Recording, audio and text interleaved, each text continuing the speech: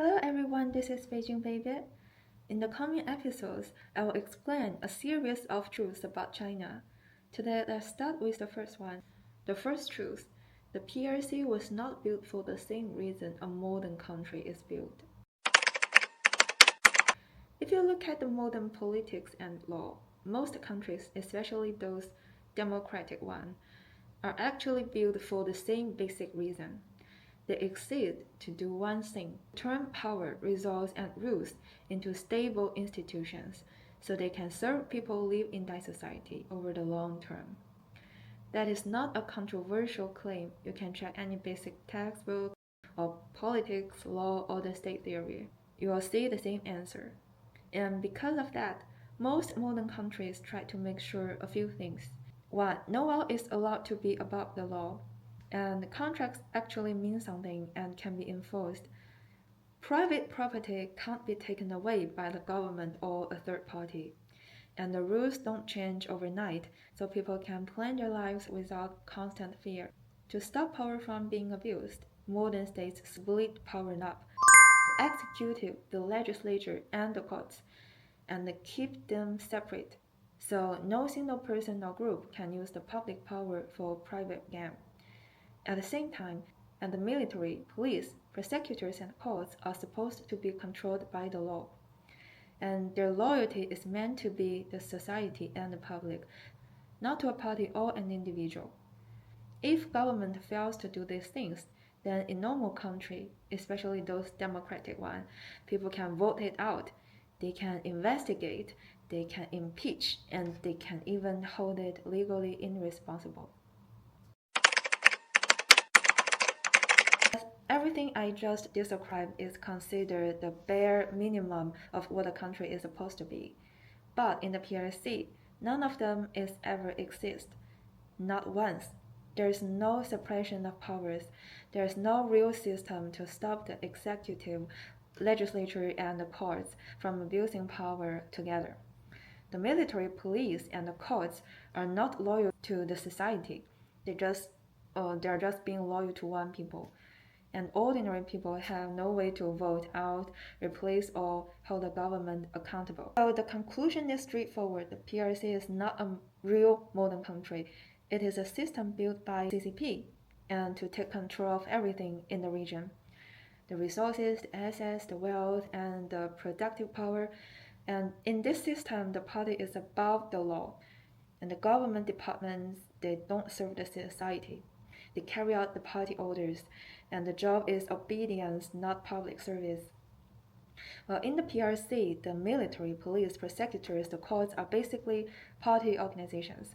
They answer to CCP and not to the public, and they do not exist to protect the society. Under this system, the private property is not really protected, and it's more like a political favor. As long as you behave or stay in the line, you get to keep it. And once you are seen as politically wrong or no longer useful, the property can be taken back or using legal executes written by the party itself. From early asset seizures after 1949 to later crackdowns on private businesses to large-scale asset grabs we see today, the pattern never changes. So the reality is simple: there's no real private property in China. Property exists at the party's permission. Because of this, people in the PRC are not citizens in the international sense. They are treated as resources. They can be controlled, mobilized, and sacrificed when needed.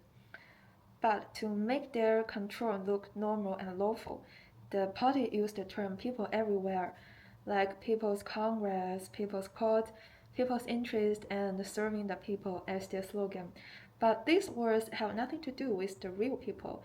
For example, not a single member of China's national legislature is chosen by the public vote. Every one of them is appointed by the party. I often say that from a young age, I heard nothing about the state leadership. I would like to say I know nothing about them. And once when I was taking the Uber in London, the driver asked me, "How do you think about your president of your country?" I said, "Well, I know nothing about him." He said he is a tough guy because If you can make so many people listen to you, you will become very, very powerful. The core rule of the Chinese military is simple. The party commands the gun. It is, in practice, the party's private army. Since 1949, it has repeatedly been used against the population. The courts and the prosecutors work the same way. They enforce party decisions, not independent law. They don't answer to society. Public ownership, state-owned land, owned by all the people. In real life, none of them belongs to the people. Land is sold through long-term rights to developers at high prices. Those costs are passed on to ordinary families through housing prices, and the money isn't spent on the public. It used to fund the military, to surveillance system, and authoritarian control. Beyond the system itself, the occupation at the top is staggering. Take cultural relics as an example.